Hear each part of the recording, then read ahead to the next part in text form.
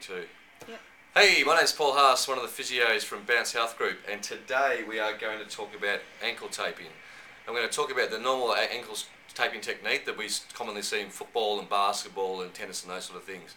And today we have a model over here, Nick Meffin.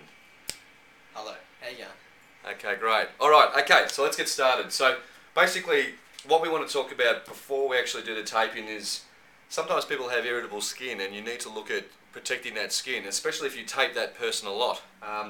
So there's a few things we use as an undergarment before we put the main rigid tape on. One is the underwrap tape. So you guys might be familiar with this, okay? And some people call it wussy tape as a more of a generic term. The problem with the underwrap tape is that although it protects the skin, it doesn't actually it allows movement, so that your taping for the ankle, which is meant to be for stability, is compromised a bit. The other options we have is some of these skin prep solutions. So there's one there, and then we also have something like a bit more aggressive, is like a ball grip. And these things are really good at making the tape stick, but they're not great on the skin. There's another thing you can use, which is a Coloplast, which now comes in strips, not in this bottle. And the Coloplast is a protective film for the skin. So if you want to be really, really specific, you could dab this on first. Okay, so you could dab on and rub on. So if we look down here, we apply the Coloplast like this first, and then after that you either can go straight to your rigid tape, or you can then put on the prep, some sort of prep, whether it be a ball grip or a skin prep, because it then allows the initial underneath, the Coloplast is protecting the skin. Okay, now the other thing you can put on, which we're not going to do today, but is Fixamol. Okay, so Fixamol is it's a non-allergenic tape that can go around the part that you're going to tape to again further protect the skin. But we're not going to use that today. We're going to go straight to the taping. Okay, so let's talk about the standard lateral ankle taping technique. And the reason we do this, if we look at Nick's foot, just relax for me, champ.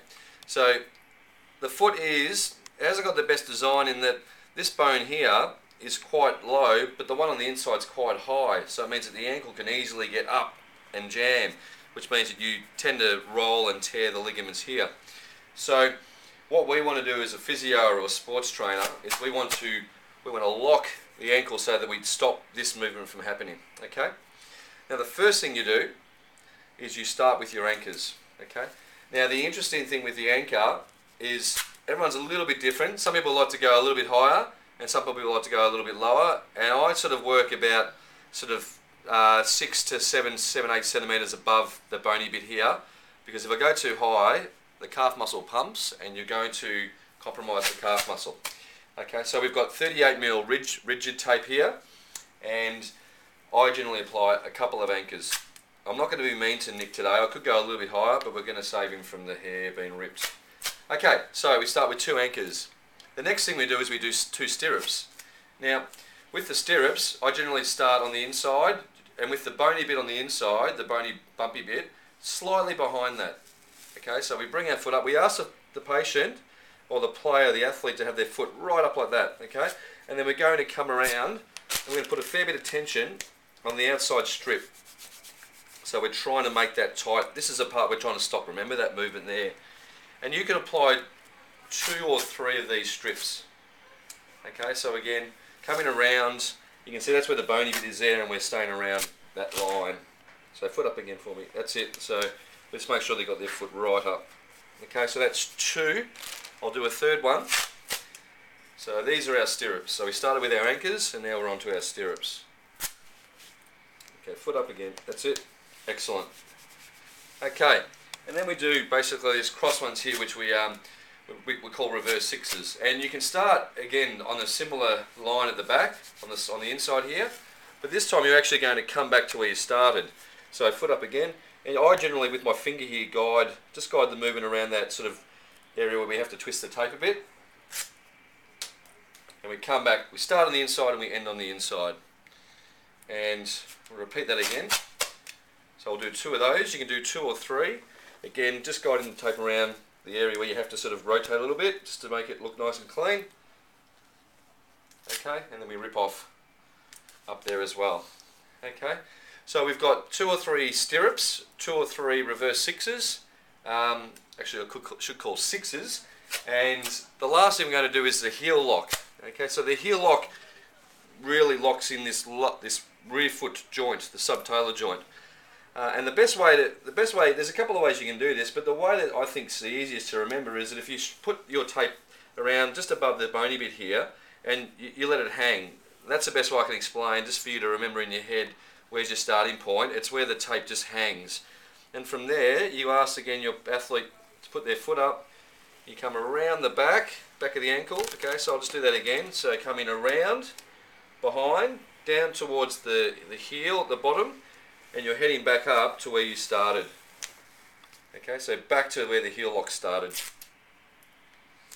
I'll do that one more time. Okay, so starting here, coming around, and back to where we started.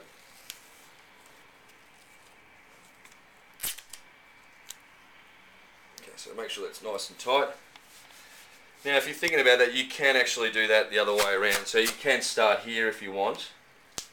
So, and some people like to do that and come around and finish here. So that is the other option, but for ease of explanation, I think the other way is easier for those beginners. And once you get going, you can change that.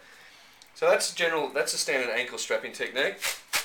And then we lock off. So you start with your anchor and you end with your anchor. So we'll just do a couple of anchors. Okay, and then and from that you can use scissors, and you want good scissors that can actually get under and not cut the skin with a protective device there to get under and cut the tape. Just a couple of warnings first, at the end, although I probably should have spoken about this at the start, but you must consider this, is that you need to be aware that there is a very small risk of skin infection or skin reaction to tape. So please, when you apply tape, ask the person if they respond, if they react to tape in the past, if they don't like Band-Aids, if they've had their skin iced before and it's reacted badly, they may have very sensitive skin. And on normal rigid tape, there is a chemical called zinc oxide, which can cause problems. So please ask your patient those sort of things, or your athlete. And if that is the case, then you really want to go through the process of protecting the skin with some of these things like the Fixamol, which is a non-allergenic, and some of these other things you can get. Okay, so that's ankle strapping 101, and thanks for your time.